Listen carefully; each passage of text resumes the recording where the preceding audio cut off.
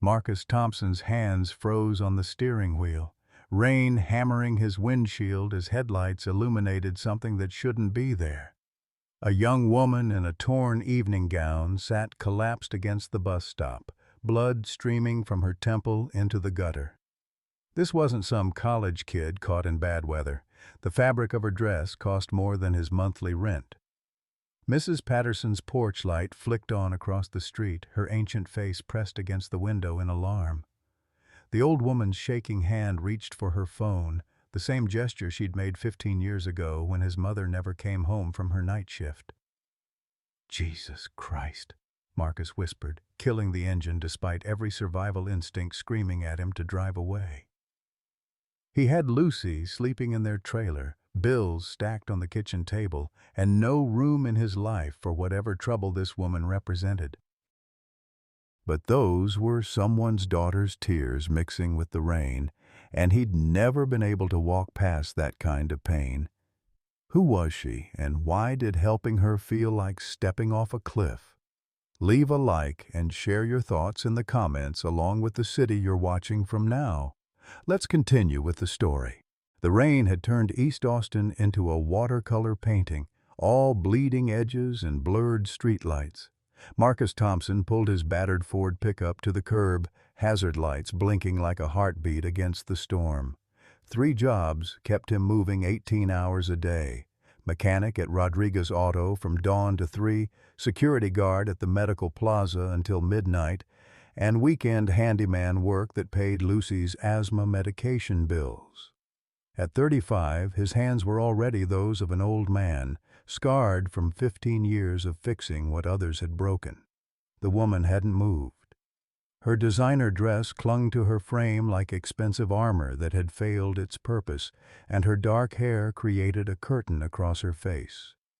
A Hermes purse lay overturned beside her, its contents scattered across the wet pavement. Lipstick, a gold compact, and what looked like a thick roll of cash secured with a rubber band. No identification visible, but everything about her screamed money in a neighborhood where people counted food stamps. Marcus stepped into the downpour, his work boots splashing through puddles that reflected the neon from Miguel's taqueria across the street.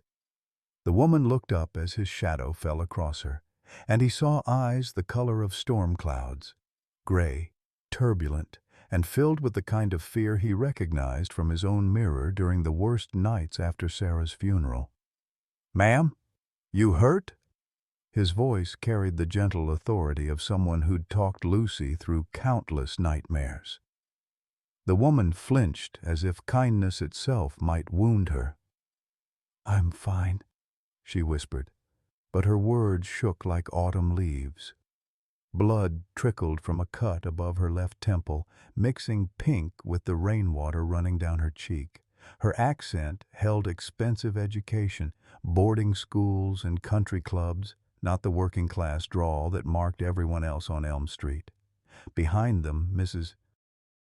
Patterson's porch light continued its nervous blinking. The 82-year-old retired teacher had become Marcus's unofficial mother figure since his own mama died in that hit-and-run 15 years back. Dorothy Patterson missed nothing and forgot less, and her worried face in the window told him she'd already cataloged every detail of this strange midnight scene. "Look, I don't know what happened to you," Marcus said, crouching down until they were eye level, "but sitting in a thunderstorm ain't gonna fix it. You got somewhere to go? Someone to call?" The woman's laugh held no humor, only the sharp edge of something breaking. "No, no one." She looked at the scattered money, then back at Marcus's kind eyes. "I can pay you for a ride somewhere." "Anywhere." Marcus studied her face, seeing something Lucy would later call the look of someone who'd been running so long they forgot what they were running from. His daughter slept peacefully in their double-wide trailer, trusting her daddy to keep the world's dangers at bay. Bringing home a stranger violated every rule of single-parent survival. But some rules were meant to be broken by better instincts. "Come on then." Marcus stood and extended his hand, rainwater dripping from his work jacket. My truck's warm, and we can figure out your next move from there." The woman stared at his calloused palm as if it were some foreign object. When she finally took it, her fingers felt like ice wrapped in silk. Marcus helped her to her feet, noting how she moved with the careful precision of someone fighting off shock. Her legs trembled beneath the sodden fabric of her dress, but she held herself upright with the kind of stubborn pride he recognized in his own mirror. "I'm Marcus," he said, guiding her toward the pickup. "And you are?" A pause stretched between them, filled only by the drumming of rain on metal. "Sophie," she said finally. "Sophie Miller." The lie came too easily, practiced and smooth, but Marcus let it slide. Everyone deserved their secrets, especially when they were bleeding in a thunderstorm. He helped her into the passenger seat of his 15-year-old Ford, the interior still smelling faintly of the morning coffee he'd spilled during his rush between jobs. Sophie, if that was really her name, pulled the seatbelt across her chest with shaking hands. In the dim glow of the dashboard lights, Marcus could see the full extent of her condition. The cut on her temple was deeper than he'd first thought, and bruises were beginning to bloom along her left arm like purple flowers. Her designer dress was ruined beyond repair, the fabric torn at the shoulder and stained with blood and rainwater. "You need a hospital," Marcus said, starting the engine. "No." The word came sharp and immediate. "No hospitals. No police. Please." Red flags went up in Marcus's mind, the kind that had kept him and Lucy safe for 3 years in a neighborhood where asking the wrong questions could get you hurt. But something in her voice reminded him of Lucy during her worst nightmares, that raw terror of being found by something that meant harm. "All right," he said quietly. "My place then. It's not much, but it's dry." The drive to his double-wide trailer took 5 minutes through empty streets. Marcus lived in Sunset Mobile Home Park, a collection of aging manufactured homes that housed the working poor of East Austin, people like him who couldn't afford real houses but refused to give up on the dream of stability. His particular unit sat at the end of the gravel drive, distinguished by the small vegetable garden he'd planted for Lucy and the hand-painted mailbox she'd decorated with sunflowers. Sophie studied the modest homes through the rain-streaked window. "You live here?" "3 years now," Marcus said, pulling into his driveway beside Lucy's pink bicycle. "It's clean, it's ours, and the rent's manageable." That's more than a lot of folks can say. He killed the engine and looked at his unexpected passenger. In the sudden silence, he could hear her breathing, quick, shallow, like a trapped animal. Whatever had happened to her tonight, it had shaken her to the core. "Listen, Sophie." He caught himself using the name she'd given him. "I got a 7-year-old daughter sleeping in there. She's been through enough loss in her short life, and I won't have anything dangerous brought to her door. So, if there's something I should know, men with guns looking for you, drug debts, anything like that, you tell me now." Sophie turned to face him fully for the first time, and Marcus saw something he hadn't expected in those storm-gray eyes. Genuine surprise, followed by what looked almost like relief. "I'm not dangerous," she said softly. "I'm just lost." The honesty in her voice convinced him where her earlier lies hadn't.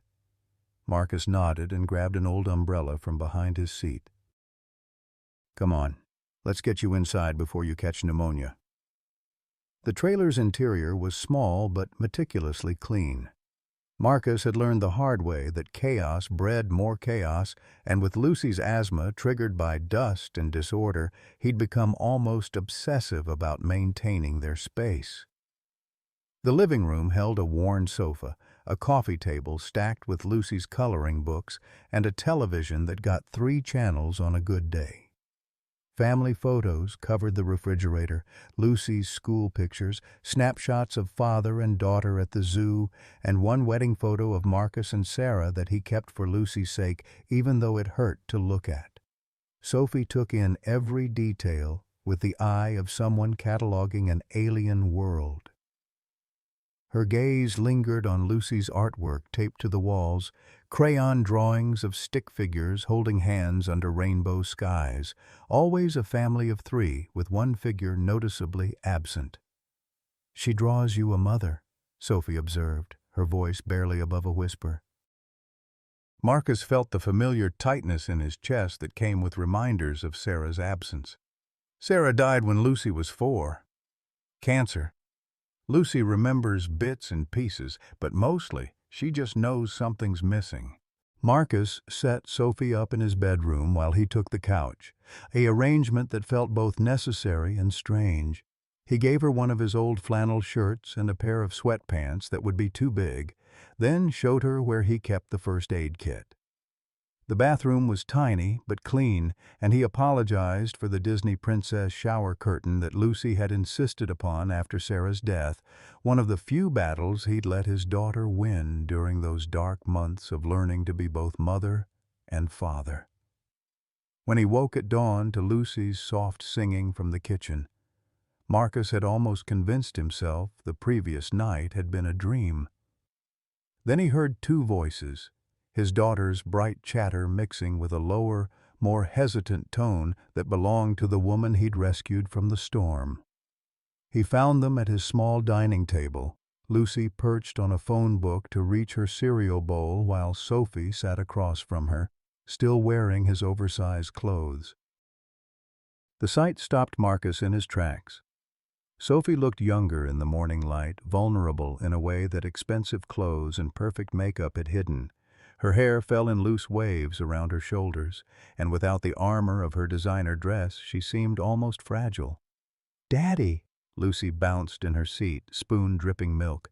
"Sophie makes funny voices when she reads. She did the whole story about the princess and the dragon, and she made the dragon sound like Grandpa Patterson when he has his coughing fits." Sophie's cheeks flushed pink. "I hope that's all right. She was awake when I came out for water, and she seemed lonely," Lucy finished matter-of-factly. "I get lonely in the morning sometimes. Mama used to read to me before school." The casual mention of Sarah hit Marcus like it always did, unexpected and sharp.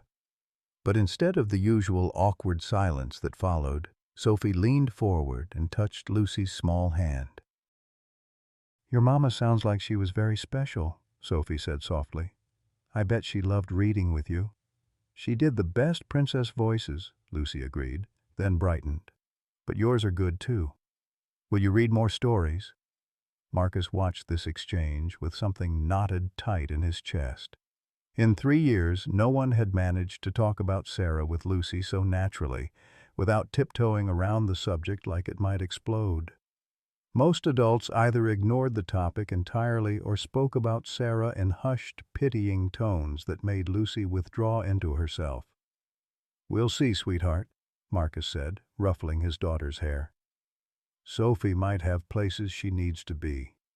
Something flickered across Sophie's face, relief and disappointment tangled together. "Actually, I don't have anywhere urgent to go. If you don't mind me staying another day or two, just until I figure things out?" The request hung in the air between them.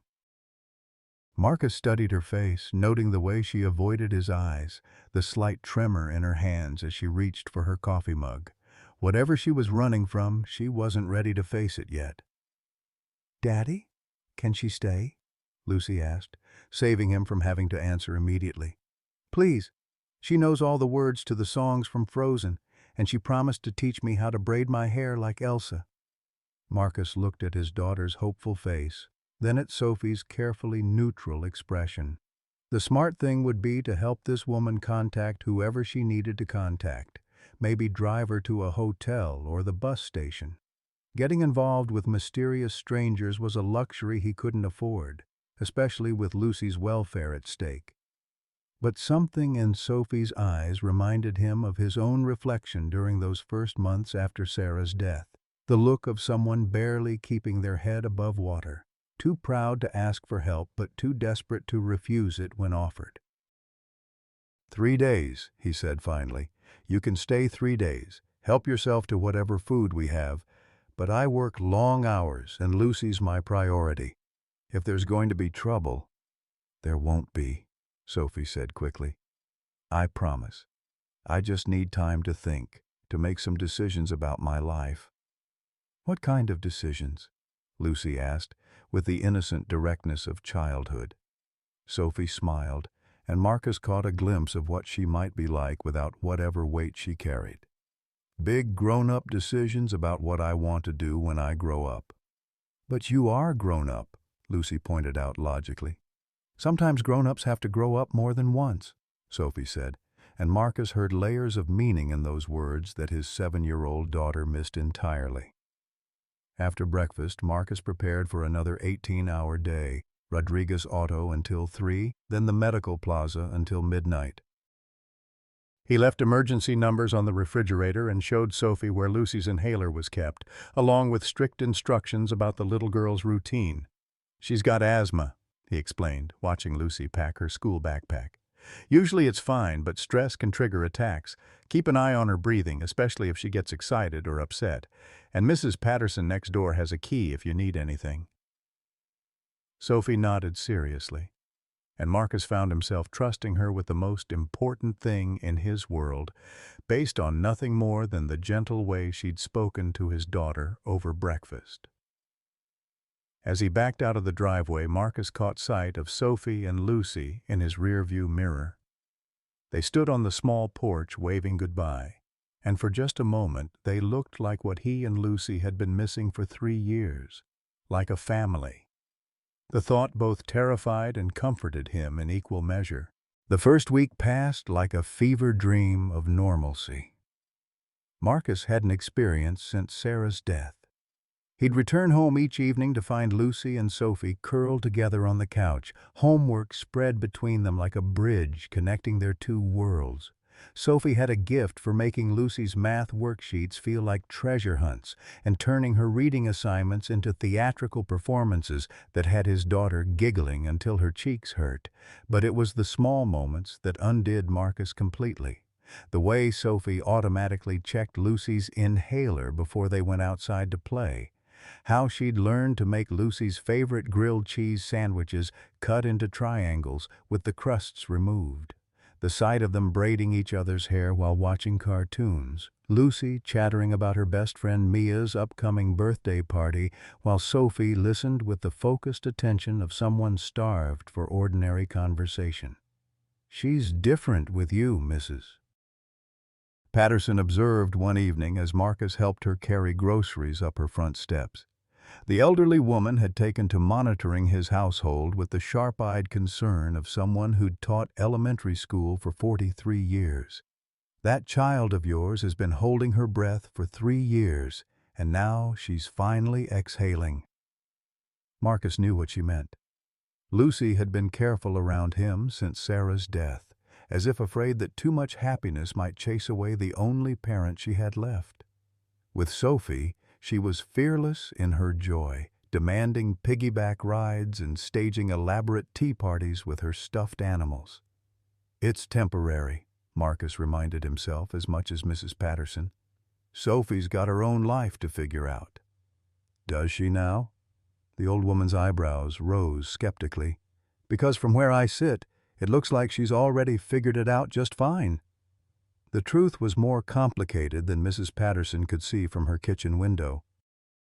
Sophie helped with Lucy and kept the trailer spotless, but Marcus caught her sometimes staring out windows with the hollow expression of someone planning an escape. She never used his phone to call anyone, never mentioned friends or family who might be worried about her. The expensive watch she tried to hide spoke of wealth, but her complete inability to work his ancient washing machine suggested she'd never done her own laundry. The contradictions piled up like storm clouds on the horizon. Sophie knew how to make Lucy's anxiety medication taste better by crushing it into applesauce, but she'd never seen a generic grocery store brand. She could explain complex mathematical concepts to help Lucy with homework, but she burned scrambled eggs because she'd never learned to adjust heat settings on a gas stove. "Where did you go to college?" Marcus asked one evening as they cleaned up after dinner. Lucy was in the living room, absorbed in coloring a picture of their family, three stick figures holding hands under a rainbow. Sophie's hands stilled on the dish she was drying. Harvard business degree. The casual way she said it, like Harvard was as common as the local community college, confirmed what Marcus had begun to suspect. This woman wasn't running from poverty or bad choices. She was running from privilege, which somehow made her presence in his trailer even more unsettling. "What kind of business?" he pressed gently. "The family kind." Sophie's laugh held no warmth. "The kind where your whole life gets planned out before you can walk, and deviating from the plan isn't considered an option." Before Marcus could respond, Lucy appeared in the kitchen doorway, holding up her artwork. "Look. I drew our house." The picture showed their double-wide trailer, but Lucy had added impossible details. Flowers everywhere, a white picket fence, and three figures labeled Daddy, Me, and Sophie in careful first-grade printing. Sophie knelt to Lucy's eye level, studying the drawing with serious attention. "It's beautiful, sweetheart. But you know I'm just visiting, right? I can't stay forever." Lucy's face crumpled, and Marcus felt his heart crack watching his daughter's careful walls start to rebuild themselves. "But why not? Don't you like us?" "I like you very much," Sophie said softly, brushing Lucy's hair back from her face. "More than I ever expected to like anyone. But sometimes grown-ups have complicated situations that make it hard to stay where they want to be. Daddy says if you love someone, you fight for them," Lucy said with the devastating logic of childhood. "Don't you want to fight to stay with us?" Sophie's eyes filled with tears. She quickly blinked away. "You know, sometimes fighting means knowing when to leave, even when you don't want to." That night, after Lucy had fallen asleep clutching her drawing, Marcus found Sophie sitting on the front step, staring up at the stars. The November air held the first real bite of winter, and she'd wrapped herself in one of his old jackets that swallowed her small frame. "You can't keep running forever," he said, settling beside her on the narrow step. "I'm not running," Sophie said. "I'm hiding. There's a difference." "From what?" Sophie was quiet for so long Marcus thought she might not answer. When she finally spoke, her voice was barely above a whisper. "From a life that was never mine to begin with. From expectations I can never meet and don't want to try. From a father who thinks love means control and protection means prison." Marcus recognized the pain in her voice. It was different from his own grief, but equally profound, the ache of someone who'd never been allowed to be themselves. "What happens when they find you?" "They will find me, eventually," Sophie said with resigned certainty. "My father has resources most people can't imagine. I'm surprised it's taken this long, honestly." "And then?" Sophie pulled his jacket tighter around herself. "Then I go back to being the perfect daughter of a perfect family, and this—" She gestured toward his trailer, where Lucy's artwork still covered the kitchen table.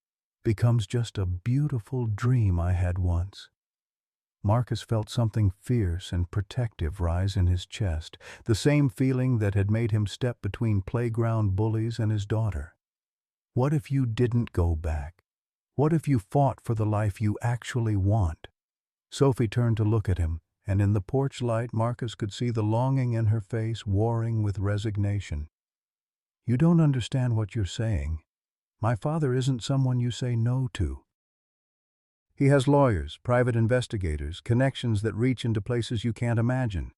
If I try to build a life somewhere else, he'll destroy it. He'll destroy everyone in it." "Including Lucy?" The question hung between them like a challenge. Sophie's face went pale as the implication sank in. "Especially Lucy," she whispered. "A custody battle, social services investigations, anything he thinks might bring me home. I won't let that happen to her. I won't let my mess hurt your little girl." Marcus reached out and took her hand, feeling the calluses she'd earned washing dishes and helping with laundry over the past week. Maybe it's not your mess to clean up alone anymore. Before Sophie could respond, a black sedan rolled slowly past their driveway, its tinted windows revealing nothing. Both of them tensed, watching as it continued down the gravel road without stopping. "They're getting closer," Sophie said, her voice steady despite the fear in her eyes. "Then we need to talk about what happens next," Marcus said, "because running might have brought you here, but staying is going to require fighting, and if you're willing to fight, you won't be doing it alone." Sophie studied his face in the dim light, searching for something she seemed afraid to hope for. "You don't even really know me." "I know you make my daughter laugh like her mother used to," Marcus said simply. "I know you've been taking care of us like we're your family, not your responsibility. And I know that whatever brought you to my door that night, I'm grateful for it." The black sedan made another pass, slower this time, and Marcus felt the first real stirring of fear. Whatever Sophie was running from, it had money and patience and the kind of resources that made people disappear. But it also had something to lose now. Sophie wasn't just a missing person anymore. She was part of something fragile and precious that Marcus would kill to protect. "Tell me about your father," he said quietly. "Tell me what we're really up against." Sophie's hand tightened in his, and when she spoke, her voice carried the weight of 28 years of accumulated fear and resentment. "His name is Richard Chen, and he's never lost anything he decided he wanted to keep." The name Richard Chen hit Marcus like a physical blow. He'd heard it before, seen it in the business section of newspapers left behind at the garage, watched the man's face flash across television screens during tech industry coverage. Chen Technologies had made Richard Chen one of the wealthiest men in Texas, his empire built on software that powered half the medical devices in American hospitals. "Your father is Richard Chen," Marcus repeated slowly, as if saying the name might make it less real. "The billionaire." Sophie nodded miserably. "Worth about $2.3 billion depending on stock prices. He owns a penthouse in downtown Austin, houses in Napa and the Hamptons, and a private jet that probably costs more than this entire neighborhood." Marcus felt the careful foundation of their small happiness begin to crack. He'd known Sophie came from money, but this was beyond anything he could have imagined. Richard Chen existed in a stratosphere so far above Marcus's world that they might as well have been different species. "And you're his only child," Marcus said, pieces falling into place.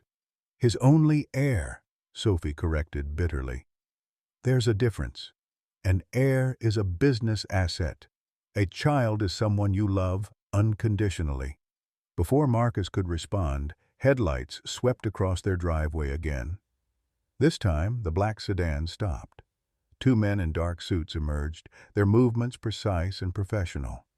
Behind them, a second car materialized from the darkness, a sleek town car with tinted windows that screamed money and power. "Time's up," Sophie whispered, her face going white as bone.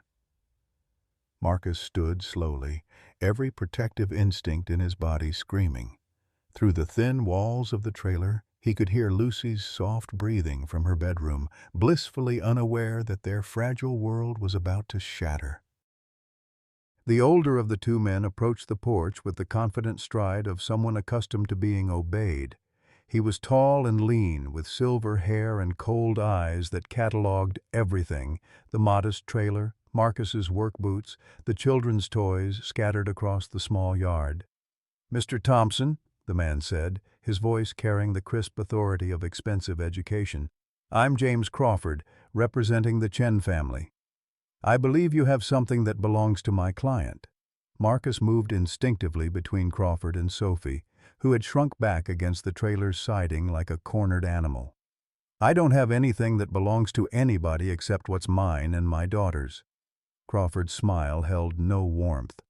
"Miss Chen disappeared from a charity gala 3 weeks ago. Her father has been very worried about her welfare. Worried enough to hire private investigators instead of calling the police," Sophie said, finding her voice. "Worried enough to have me followed and photographed instead of simply asking if I was all right."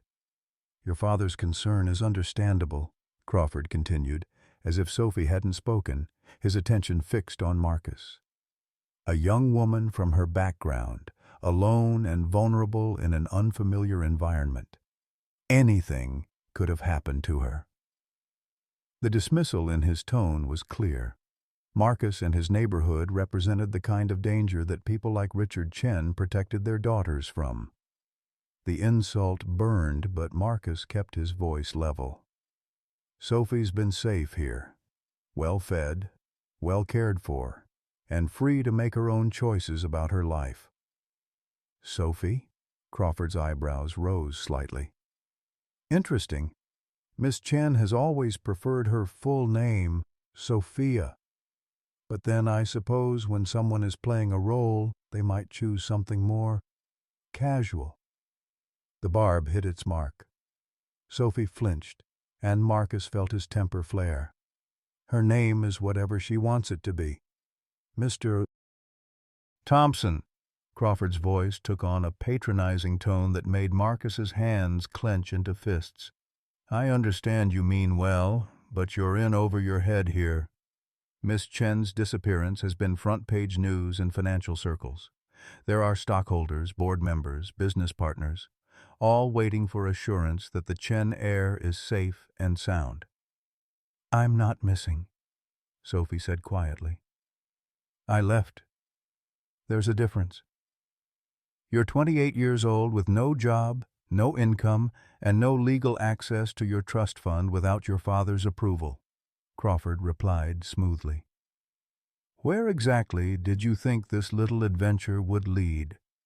The words hit Sophie like slaps. Marcus watched her confidence crumble as the reality of her situation crashed down around her. She had no money of her own, no legal independence, no way to support herself in the real world. Her father had made sure of that.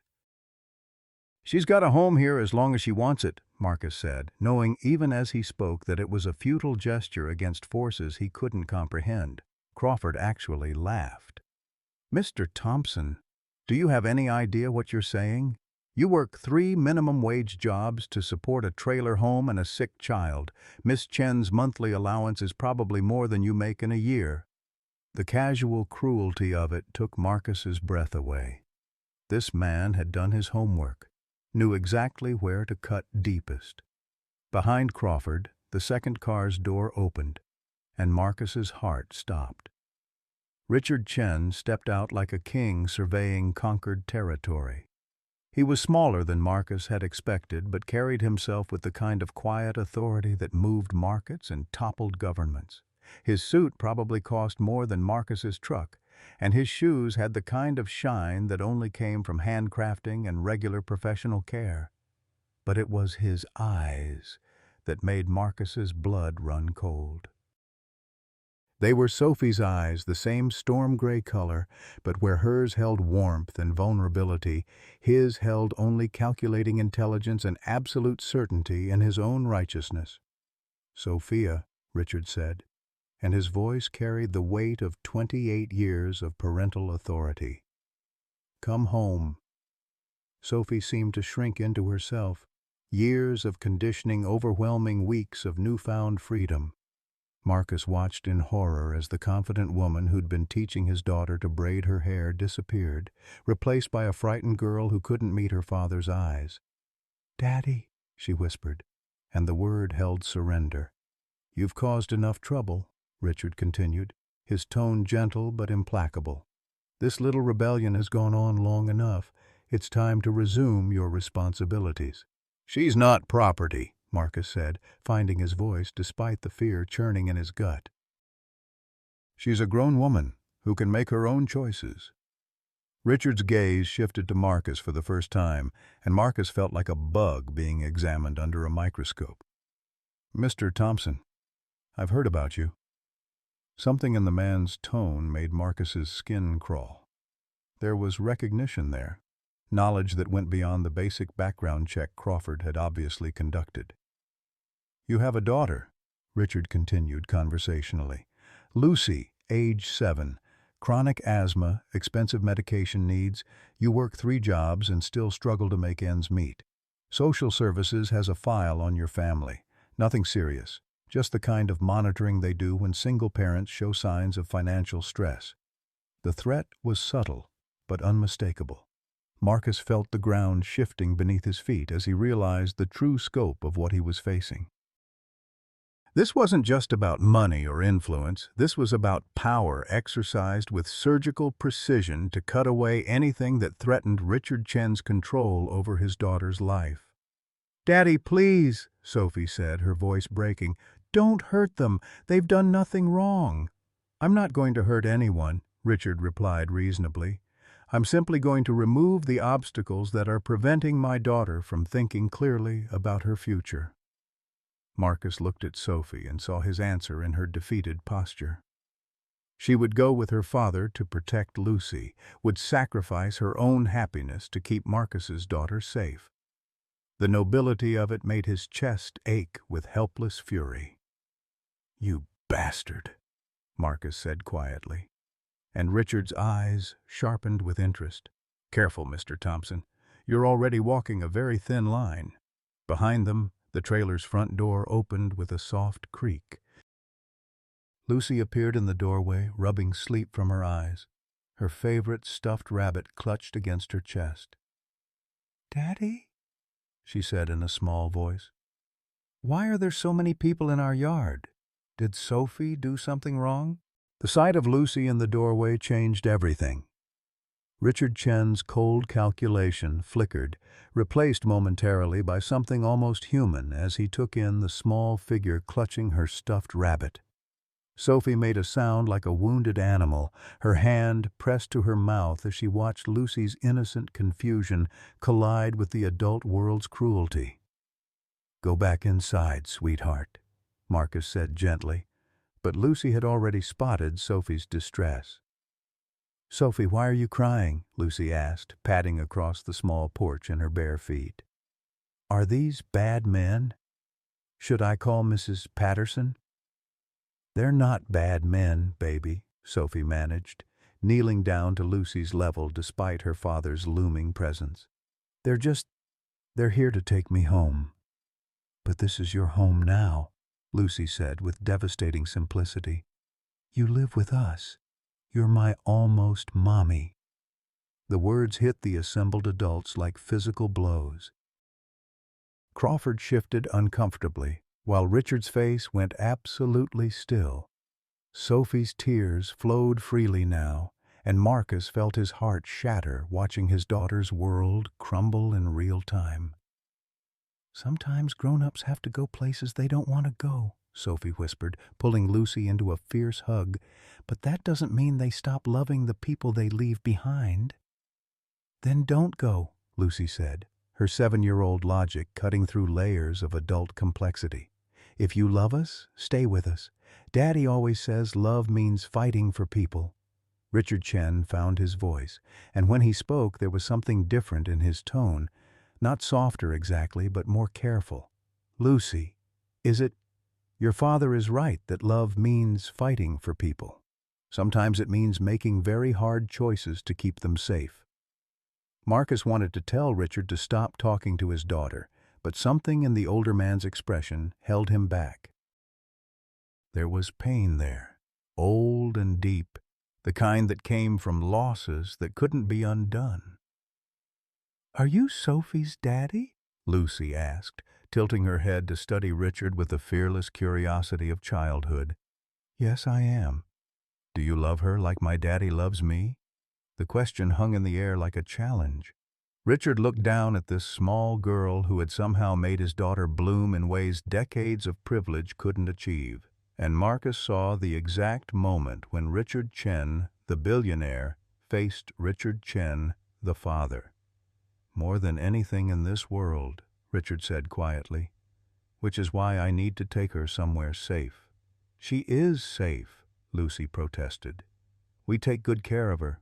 Daddy fixes everything that's broken, and I share my toys, and Mrs. Patterson brings us soup when we're sick." Sophie doesn't need to go anywhere else."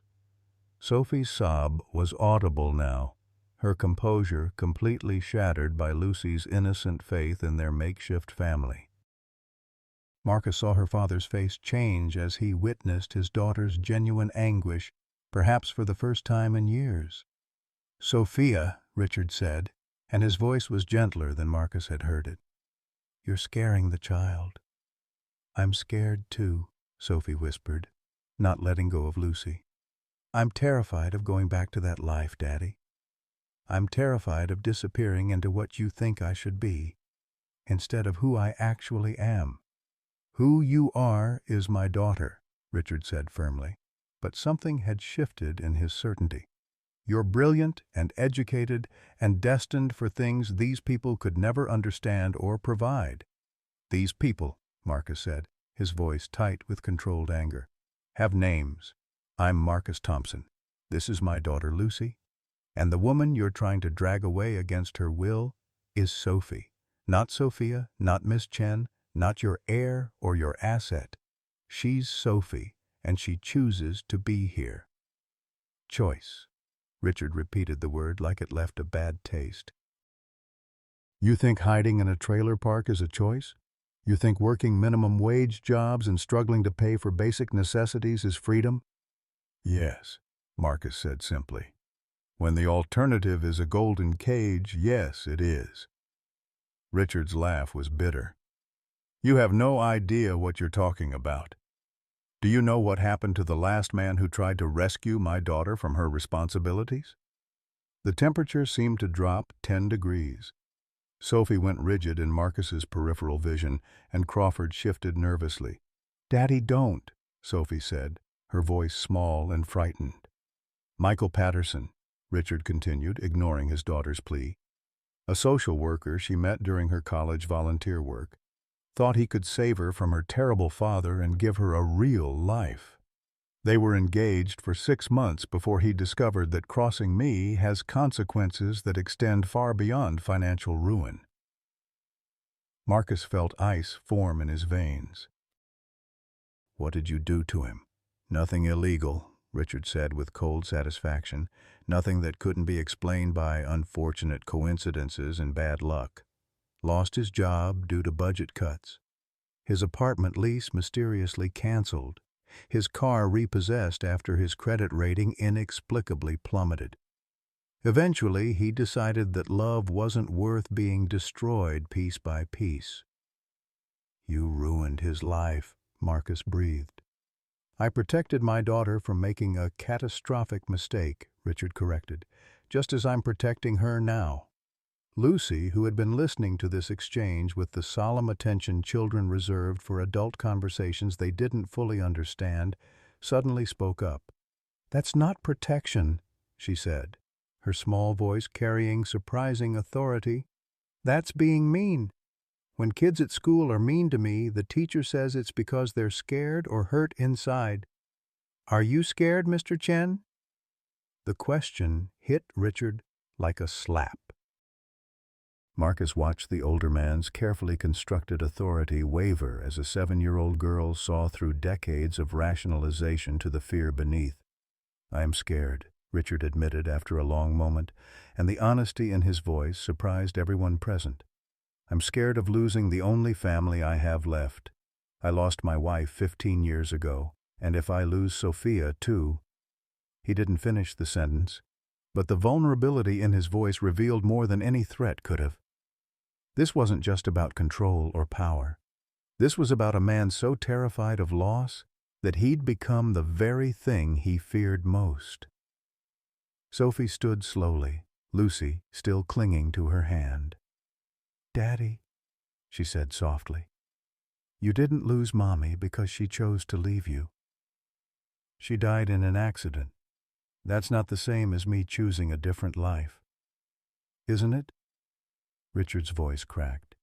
"You disappear for weeks, refuse to come home, choose strangers over your own family. How is that different from losing you?" "Because I'm not dead," Sophie said, tears streaming down her face.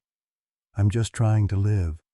There's a difference between losing someone to tragedy and losing them to your own need to control every aspect of their existence.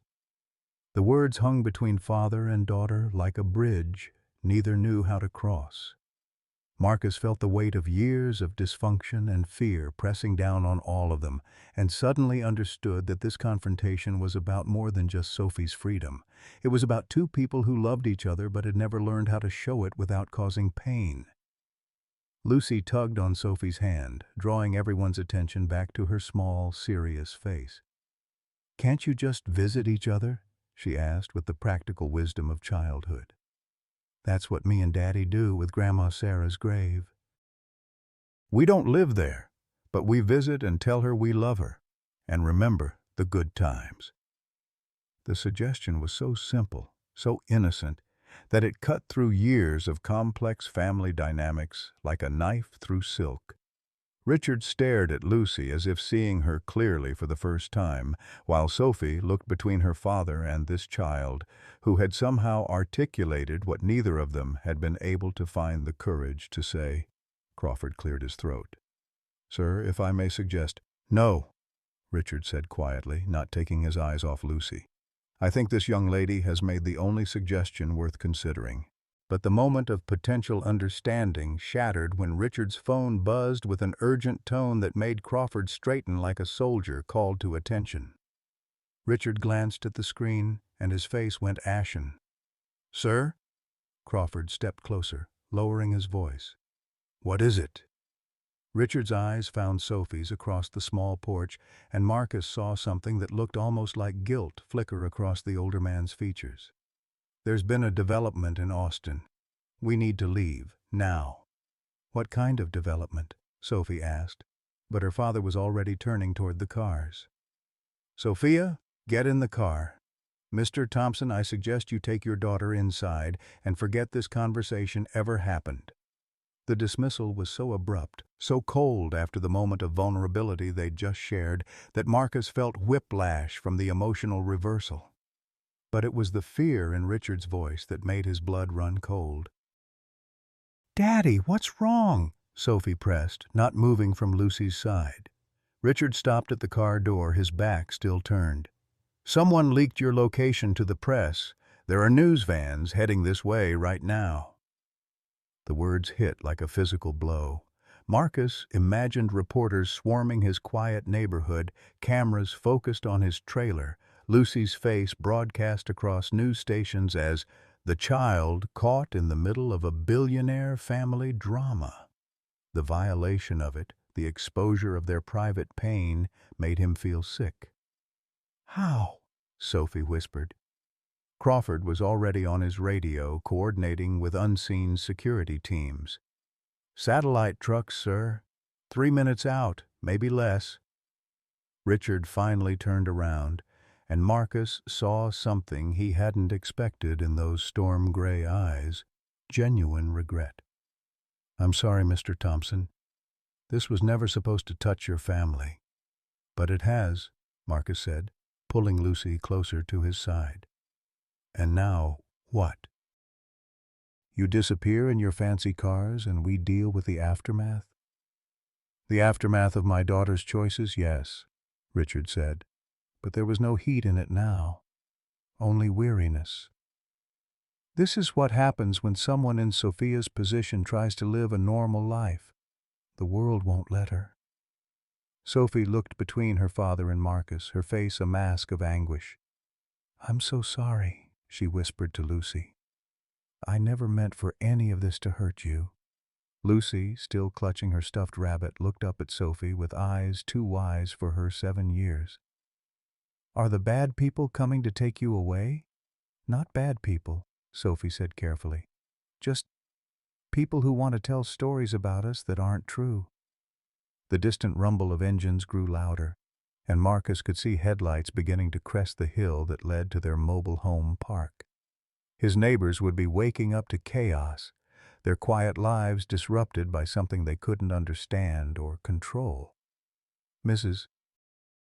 Patterson's porch light flickered on across the street, and Marcus saw her elderly face pressed against her window, confusion and worry etched in every line. She'd lived in this neighborhood for 30 years, had watched families come and go, had seen troubles and joys in equal measure. But nothing like this had ever invaded their small corner of the world. "Sophie," Marcus said quietly, "you have to go." "No," Lucy said fiercely, wrapping her arms around Sophie's legs. "She doesn't have to do anything. This is America, and people get to choose." "Sometimes choosing means protecting the people you love from choices you made," Richard said. And for a moment he sounded less like a billionaire and more like a father who'd made too many hard decisions. "Sophia knows this. She's always known it." Sophie knelt down to Lucy's level one more time, her hands cupping the little girl's face with infinite tenderness. "Remember what we talked about grown-ups having to grow up more than once? This is me growing up. Sometimes love means making the hard choice, even when it breaks your heart." "But I don't want you to be grown up," Lucy whispered, tears starting to fall. "I want you to stay and be my almost mommy and read me stories and teach me how to braid my hair. I'll always be your almost mommy," Sophie promised, her own voice breaking. "No matter where I go or what happens next, that will never change. You made me feel like I belonged somewhere for the first time in my whole life." The first news van rounded the corner, its satellite dish gleaming under the streetlights. Marcus felt panic rising in his throat as he realized how exposed they all were, how vulnerable Lucy was to cameras and questions she couldn't possibly understand. "Crawford," Richard snapped, "get us out of here." "Now!" "Sir, with respect, Miss Chen needs to make her own decision." "She has made her decision," Sophie said, standing and stepping away from Lucy despite the child's clinging hands. "I'm going with my father." The words seemed to echo in the sudden stillness. Even the approaching vehicles seemed to quiet, as if the universe itself was holding its breath. Marcus felt something fundamental shift inside his chest, a breaking that was different from Sarah's death but equally devastating. This wasn't loss to disease or fate. This was loss to forces too big and powerful for ordinary people to fight. "Sophie," he said quietly, "you don't have to." "Yes, I do." She turned to face him fully, and Marcus saw that the frightened woman he'd rescued from the storm was gone. In her place stood someone harder, more resigned, but also somehow older and sadder. "You heard him. This is what happens when people like me try to have normal lives. The world won't allow it." "The world doesn't get to decide," Marcus said desperately. "You decide. You choose." "I am choosing," Sophie replied, but her voice was hollow now, mechanical. "I'm choosing to go home with my father before these reporters destroy your daughter's life the way they've destroyed everything else I've ever tried to build." Lucy broke free from Marcus's protective hold and launched herself at Sophie, small arms wrapping around the woman's waist with desperate strength. "Please don't leave us," she sobbed. "Please don't let the scary men take you away."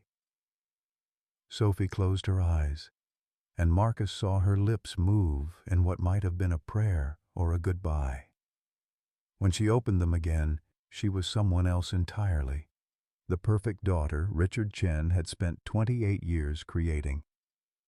"Lucy," she said gently but firmly, "you have to let me go now." "No." "Yes." Sophie carefully unwrapped Lucy's arms, her movements precise and controlled. "Because if you don't, the people with cameras are going to hurt your daddy by asking him questions he can't answer and showing pictures of you on television when you're crying." The approaching vehicles were close enough now that Marcus could make out individual headlights. 3 news vans, maybe 4, with more following.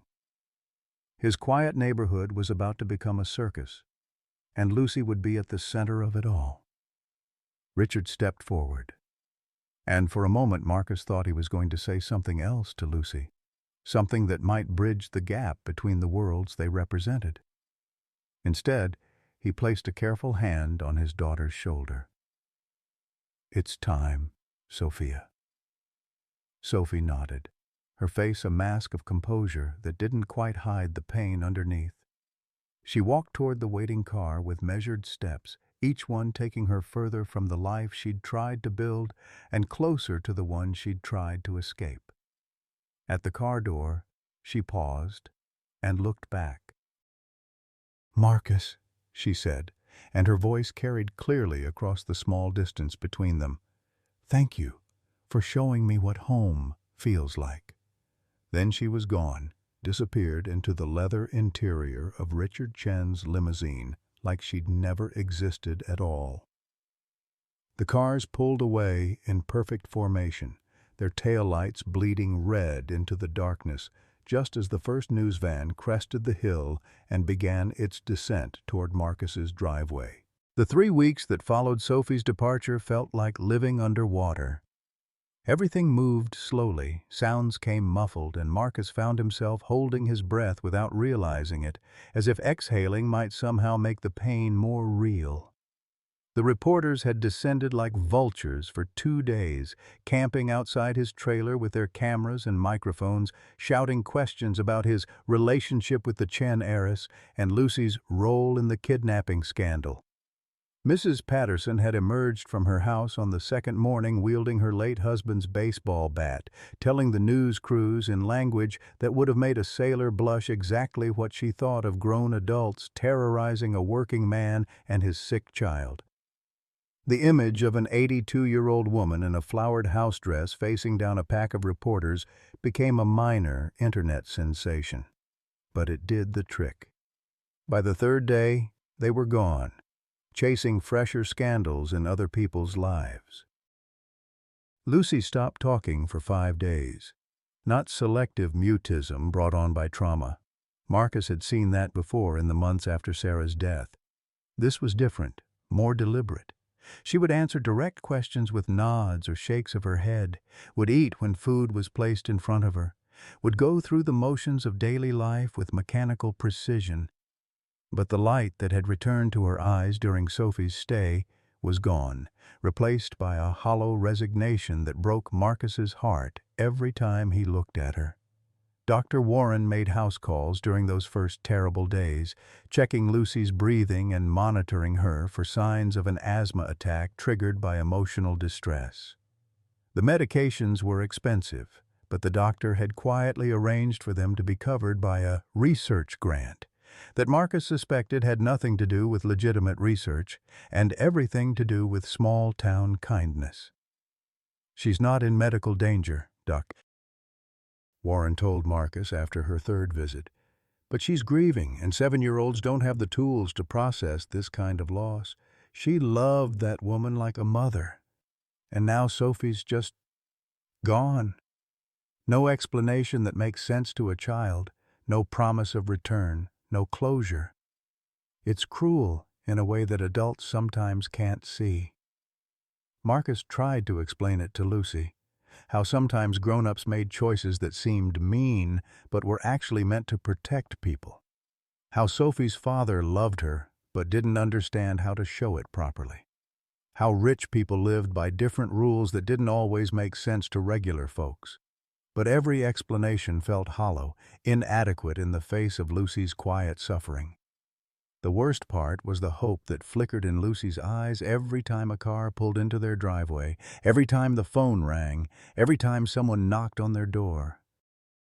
She would perk up for just a moment, and Marcus would see her 7-year-old heart whisper, "Maybe it's Sophie," only to watch that hope die when it turned out to be Mrs. Patterson with dinner or the mailman with bills. Marcus threw himself into work with the desperate intensity of a man trying to outrun his own thoughts. He picked up extra shifts at the garage, took on weekend handyman jobs that barely covered gas money, worked until his hands bled and his back screamed in protest. Physical exhaustion was preferable to the empty ache in his chest that had taken up permanent residence where hope used to live. But it was Mrs. Patterson who finally forced him to confront what was happening to his family. She appeared on his doorstep one morning with a casserole dish and a stern expression, pushed past him into the kitchen, and began cleaning with the efficient motions of someone who'd raised 5 children and buried 2 husbands. "This can't continue," she said without preamble, scrubbing at Lucy's abandoned breakfast dishes. "That child is disappearing before our eyes, and you're working yourself into an early grave. Something's got to give." "I don't know what you want me to do," Marcus said, slumping into a kitchen chair that still bore the invisible imprint of Sophie's presence. "She's gone. They took her away, and there's nothing I can do about it because people like us don't fight people like them and win." Mrs. Patterson set down her dish rag and fixed him with the look that had terrified generations of elementary school students. "Marcus Thompson, I've known you since you were Lucy's age, running around this neighborhood with scraped knees and big dreams. I watched you grow up into a man your mama would be proud of, watched you love that sweet Sarah with everything in you, and watched you keep going when losing her should have broken you completely. But I have never seen you give up, and I'll be damned if I watch you start now." "This is different," Marcus protested. "Sarah died. That was grief, but it was clean grief. This is—" "Sophie chose to leave. She chose her father's world over ours. How do I fight a choice she made?" "Did she choose?" Mrs. Patterson asked quietly. "Or was she backed into a corner by a man who spent 28 years teaching her that love comes with conditions and obedience is the price of safety?" The question hit Marcus like a slap. He'd been so focused on feeling abandoned, so hurt by Sophie's apparent betrayal of everything they'd built together, that he hadn't really considered what the choice had cost her. The woman who'd cried in his arms about never being allowed to be herself, who'd found joy in simple things like grocery shopping and bedtime stories, who'd looked at their modest life like it was treasure beyond measure. That woman wouldn't have walked away easily. "She left to protect Lucy," he said slowly, understanding beginning to dawn. "She knew the media attention would get worse, knew her father would escalate until Lucy got caught in the crossfire." "Now you're thinking like the man I remember," Mrs. Patterson said approvingly. "The question is, what are you going to do about it?" Before Marcus could answer, the sound of Lucy's bedroom door opening drew their attention. She appeared in the kitchen doorway still wearing yesterday's clothes, her hair tangled and her eyes red from crying she thought no one could hear. "Is Sophie really never coming back?" she asked in a voice so small it was barely audible. Marcus felt something crack open in his chest. "I don't know, sweetheart. Did we do something wrong? Did she stop loving us?" The questions were daggers, each one finding its mark with surgical precision. Marcus knelt down and pulled his daughter into his arms, feeling how thin she'd gotten in just 3 weeks, how fragile she felt against his chest. "No, baby," he whispered into her hair. "We didn't do anything wrong, and she didn't stop loving us. Sometimes love gets complicated when grown-ups are involved, but the love part never changes." Lucy pulled back to look at him with eyes that held too much pain for someone so young. "Then why won't she fight for us like you always say people should fight for love?" The question hung in the air between them, and Marcus realized he didn't have an answer because he'd been asking himself the same thing every night for 3 weeks. Why hadn't Sophie fought harder? Why hadn't she stood up to her father? Why hadn't she chosen them over the gilded cage Richard Chen had built around her life? But as he looked into his daughter's heartbroken face, Marcus began to understand that the questions he should be asking were different ones entirely. Not why hadn't Sophie fought for them, but what was stopping him from fighting for her. Not why had she chosen her father's world over theirs, but what would it take to build a bridge between those worlds that she could actually cross? "Maybe," he said carefully, "maybe it's not Sophie's job to do all the fighting. Maybe sometimes other people have to fight for love too." Lucy's eyes widened with something that looked dangerously like hope. "You mean we could fight for Sophie? Like knights rescuing a princess?" "Something like that," Marcus said, though he had no idea what form that fight would take.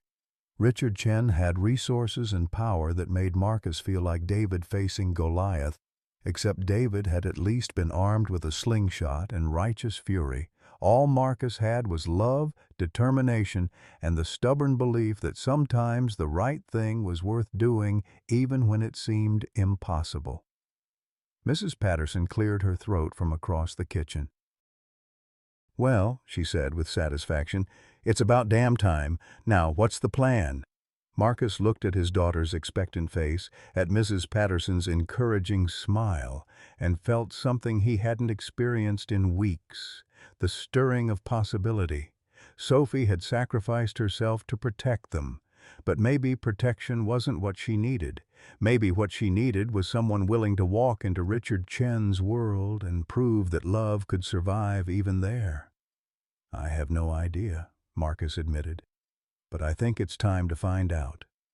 Message for American seniors, 55 to 68. Sometimes life gives us a second chance at happiness when we least expect it, but fear keeps us from reaching for it. Marcus and Lucy found family in the most unlikely place. A stranger who needed rescuing became the missing piece of their broken hearts. But when powerful forces threaten to tear them apart, they face the same question many of us know too well. Is it worth fighting for love when the odds seem impossible? At our age, we understand that true connections are rare gifts. We've buried spouses, watched children grow distant, felt the ache of empty houses that once rang with laughter. Yet Marcus's story reminds us that courage isn't reserved for the young. Sometimes the greatest act of bravery is refusing to let fear win, choosing to fight for the people who make us feel alive again, even when society says we should be content with what we have. The heart doesn't retire at 60. Love doesn't have an expiration date. And sometimes the family we choose becomes more precious than the one we were born into. Discussion questions. Have you ever had to choose between safety and fighting for someone you loved? What did you learn from that experience? At what point in life did you realize that the family you choose can be just as important as the one you're born into? Please share your thoughts in the comments below. Your stories matter, and they might inspire someone else who's facing their own impossible choice. The plan, such as it was, began to form over coffee and determination at Mrs. Patterson's kitchen table. The 82-year-old woman had become Marcus's unlikely strategist, her decades of teaching experience translating into a tactical mind that would have impressed military generals.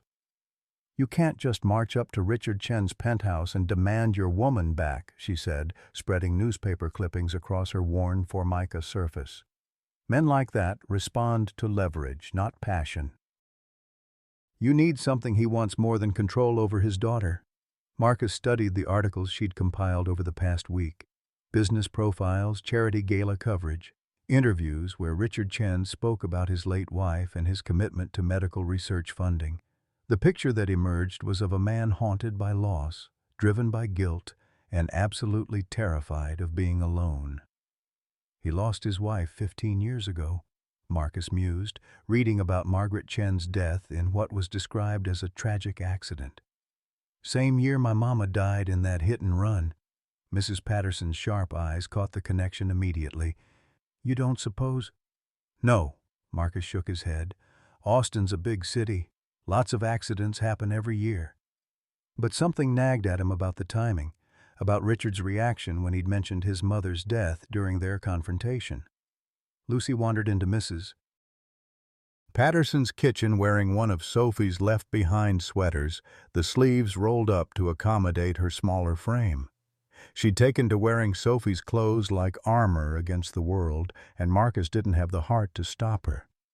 "Are we really going to get Sophie back?" she asked, climbing onto a chair that put her at eye level with the newspaper photos of Richard Chen at various society events. "We're going to try," Marcus said carefully. "But it might not work, sweetheart. Sophie's daddy has a lot of power, and we're just regular people." "Sophie told me that regular people are the most important kind," Lucy said with the fierce certainty of childhood. She said regular people are the ones who make the world work, who fix things and teach things and take care of things. She said rich people just move money around, but regular people make the money mean something. The wisdom in his daughter's words hit Marcus like a revelation. Sophie had seen value in their simple life precisely because it was real in ways her father's world wasn't. Maybe that was the leverage Mrs. Patterson was talking about, not matching Richard Chen's power, but offering something his money couldn't buy. The breakthrough came 3 days later when Marcus was sorting through Sophie's few belongings, the items she'd left behind in her hasty departure. Hidden in the pages of one of Lucy's coloring books was a business card for a private investigator named Sarah Collins, not one of Richard's people, but someone Sophie had apparently hired on her own. Marcus called the number with trembling hands, not sure what he hoped to accomplish. Sarah Collins turned out to be a former police detective with a reputation for taking cases that others wouldn't touch. She agreed to meet him at a diner on the south side of town, away from prying eyes and curious neighbors. Collins was a woman in her 50s with prematurely gray hair and eyes that had seen too much of the world's darkness. She listened to Marcus's story without interruption, occasionally taking notes in a shorthand that looked more like code than writing. "Sophie Chen hired me 6 months ago," Collins said when Marcus finished. "She wanted me to investigate her mother's death. Specifically, she wanted to know if it was really an accident." Marcus felt his blood turn to ice. "And?" "Margaret Chen died when her husband's Mercedes collided with a Honda Civic at the intersection of Lamar and 6th Street. The Honda's driver, a woman named Rosa Thompson, was killed instantly. Both women died because Richard Chen was driving drunk after a business dinner, texting on his phone, and ran a red light at 60 miles per hour. The world tilted sideways. Rosa Thompson. His mother's name was Rosa Thompson. "Richard Chen killed his own wife and your mother in the same accident," Collins continued, her voice gentle but relentless. "He used his influence to cover it up, bribed witnesses, made evidence disappear.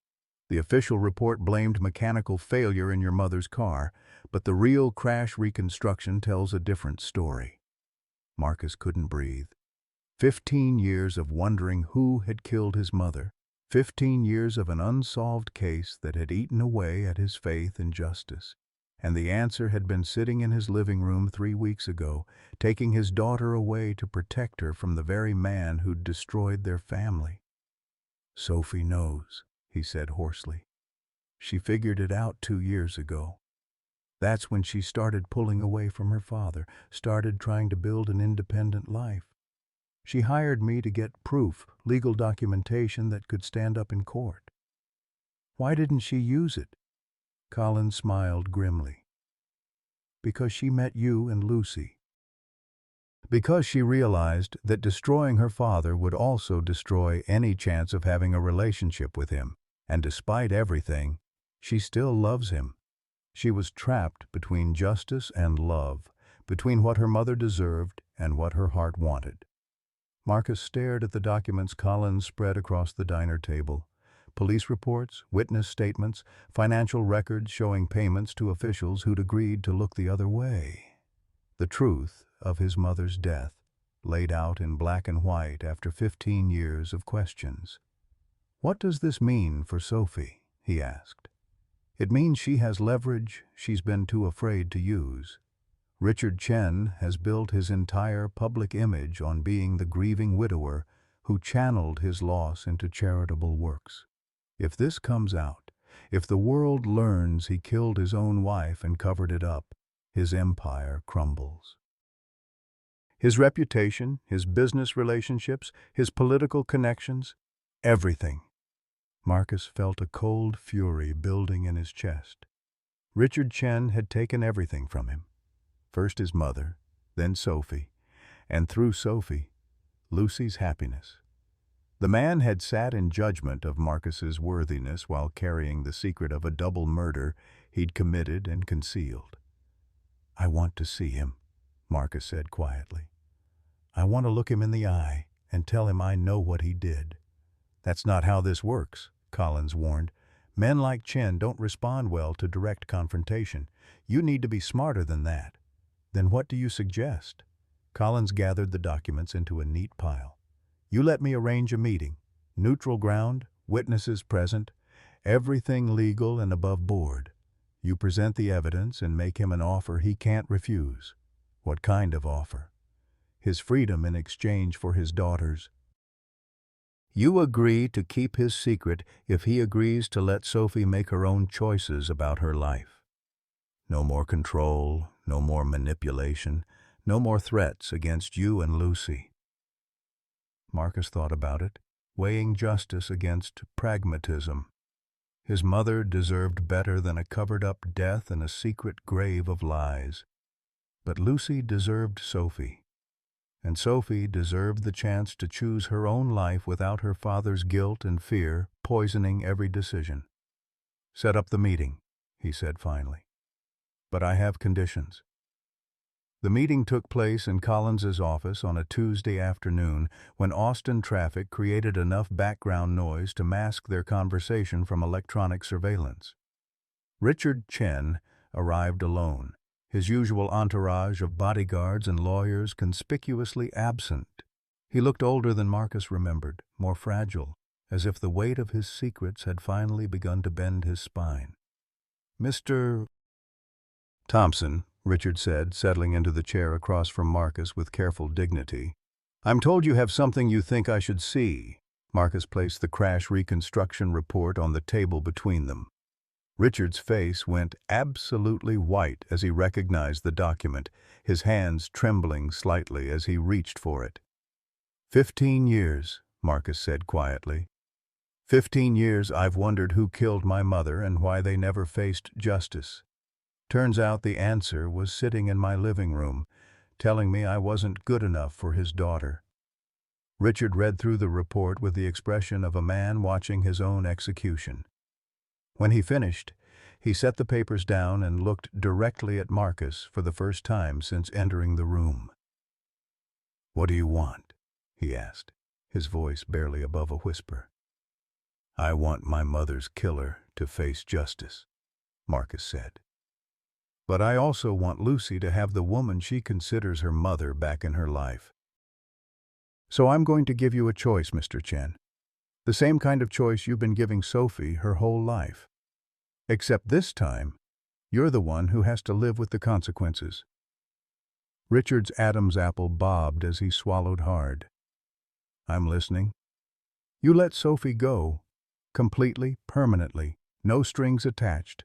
She gets full access to her trust fund, full legal independence, and your solemn promise that you'll never again use your power to interfere in her relationships or choices. In exchange, these documents stay in Sarah Collins's safe, and the world never learns what really happened that night. And if I refuse? Marcus felt 15 years of suppressed rage crystallize into cold determination. Then tomorrow morning, every major news outlet in Texas gets copies of this report, along with a statement from the victim's son about the cover-up that followed. Your daughter will learn the truth about what kind of man her father really is, and she'll have to live with the knowledge that she spent 28 years being controlled by her mother's killer. The silence stretched between them like a taut wire. Richard stared at the documents as if they might burst into flames, then at Marcus as if seeing him clearly for the first time. You're asking me to let her go, Richard said finally. I'm asking you to love her enough to let her choose her own life. The way my mother never got to choose whether she lived or died that night. Richard's face crumpled, and for a moment he looked less like a billionaire titan and more like what he really was. A man who'd spent 15 years running from the worst moment of his life. I killed them both, he whispered. My wife, your mother. I was drunk. I was angry about a failed deal. I was texting my lawyer instead of watching the road. By the time I saw the red light, it was too late. I know, Marcus said simply. I've tried to make amends. The charitable foundation, The medical research funding, helping families like yours. Helping families like mine? Marcus's voice sharpened. You mean the families you created by killing their mothers? That's not making amends, Mr. Chen. That's managing guilt. Richard nodded miserably. You're right. And Sophia, I've been so afraid of losing her the way I lost Margaret that I turned myself into her prison warden instead of her father. So, what's it going to be? Marcus asked. Justice or love? You can't have both, but you can choose which one your daughter gets to live with. Richard Chen closed his eyes, and when he opened them again, Marcus saw something he'd never expected to find there.